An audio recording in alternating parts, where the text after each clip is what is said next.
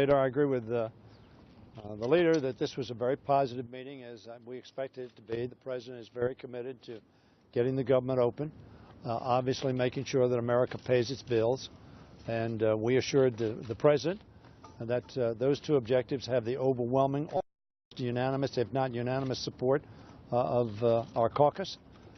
We have a letter that is signed on the debt limit, and we're going to be unanimous on the opening up government. That's our two major objectives. We now have 48 hours to make sure that our country remains solvent and paying its debts, and to make sure that our workers get back to work on behalf of the American people.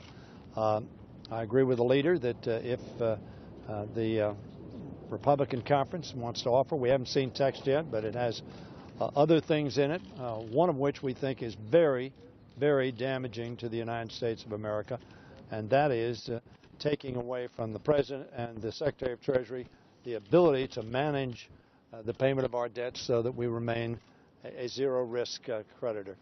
And so with that, let me yield to my friend Jim Clyburn, the Assistant Leader. Thank you, Mr. Whip. Let me reiterate, we're 48 hours.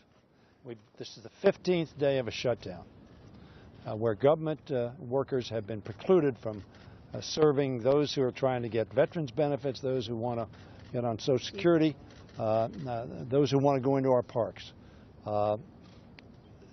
We are 2 days from, according to the Secretary of Treasury, not being able to manage our debt and stay a zero-risk nation. The extraneous things that the Republicans are talking about do not serve our nation. And what the leader and I are saying is our members are prepared to cooperate fully in getting those two things done. Then we can talk about other things. But we need to move on those, and we need to move on them now.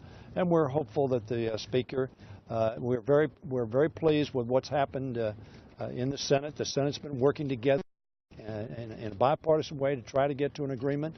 I'm sorry that that bill hasn't been sent over to us, but there'll be time to talk about other matters once we get the government open and pay our bills.